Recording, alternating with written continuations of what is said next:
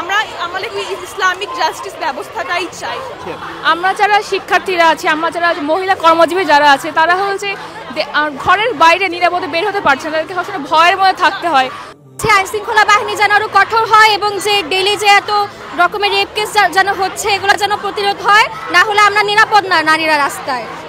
যেটা বলতেছিলাম, বাংলাদেশের বিচার ব্যবস্থা কোনোদিনই উন্নত ছিল না, ওরা ফার্স্ট থেকে করাপ্টেড ছিল।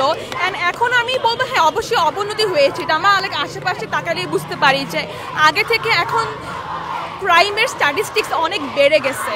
আর আমাদের হচ্ছে যে এইটা জাস্টিস সিস্টেম, এটা আগেও করাপ্টেড ছিল, এখনও স্টিল করাপ্টেড আছে। গভর্নমেন্ট এই জাস্টিস সিস্টেম ঠিক করার জন্য কোনো স্টেপস নিচ্ছে না।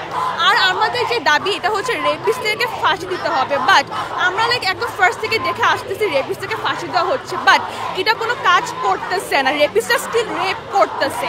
তো আমি যেটা বলবো, those men who rape their dick should be cut off in front of everyone, তাহলে সোসাইটি আবার সিভিলাইজড হবে।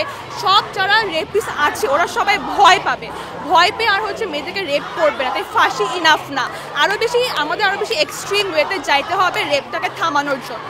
Thank you. জানতে চাই আমাদের ইসলাম ধর্মে যে ধরনের ধর্ষকদের শাস্তির ব্যবস্থা, হ্যাঁ অবশ্যই সেটা চান কিনা? আমরা এটাই চাই, তাই না বল? আমরা ওইটাই চাই সব, অবশ্যই যেটা হচ্ছে ফাঁসি দিতে হবে সবার সামনে, পাবলিকলি ওদের গলা কাটতে হবে, এটা ছাড়া আর কোনো ওয়ে নাই। আমাদের ইসলাম যেটা বলছে যদি আমরা এটা একবার হলেও বাস্তবায়ন করতে পারি আমাদের দেশে, তাহলে আপনারা পরের দিন থেকেই দেখবেন রেপের সংখ্যা, রেপ না যে কোনো টাইপের ক্রাইম, ওরা সব স্ট্যাটিস্টিক্স অনেক কমে যাবে। আমরা আমাদের ইসলামিক জাস্টিস ব্যবস্থাটাই চাই। আমরা যারা শিক্ষার্থীরা আছি, আমরা যারা মহিলা কর্মজীবী যারা আছে, তারা হচ্ছে ঘরের বাইরে নিরাপদে বের হতে পারছে না, তাদেরকে সবসময় ভয়ের মধ্যে থাকতে হয়।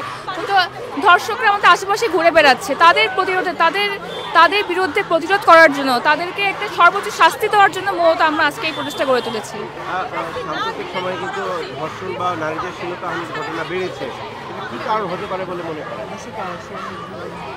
বর্তমান যে রাজনৈতিক প্রেক্ষাপট সেটার কারণ হতে পারে, অথবা বিভিন্ন সামাজিক অবক্ষয়, মূল্যবোধের অবক্ষয়, নৈতিক মূল্যবোধের অবক্ষয়, এসব তো কারণ। আইন শৃঙ্খলা বাহিনী যেন আরো কঠোর হয় এবং যে ডেইলি যে এত রকমের রেপ কেস যেন হচ্ছে এগুলো যেন প্রতিরোধ হয়, না হলে আমরা নিরাপদ না নারীরা রাস্তায়। তো আমরা একটা এই জন্যই তো আমাদের ভাইরা জুলাইতে প্রাণ দেয় নাই, রাইট? আমরা এরকম স্বাধীনতা তো চাইনি, আমরা চাই একটা সুস্থ সংস্করণ হোক দেশে। সো আমরা এই দাবিতে এখন প্রোটেস্ট করতেছি, আপনারা দেখতে পাচ্ছেন। Thank you. আমাদের যে এই দাবিটা সেটা একজনের দাবি না, আমাদের পুরো বাংলাদেশের শত শত মা বোনদের দাবি। এরকম আমরা যারা মেয়েরা আমরা একলা এখন চলাফেরা করে, এটা রিস্ক হয়ে যাচ্ছে আমাদের জন্য। অনেক মেয়ে আছে যারা একলা চলাফেরা করে, তাদের জন্য আপনারা কি বলবেন?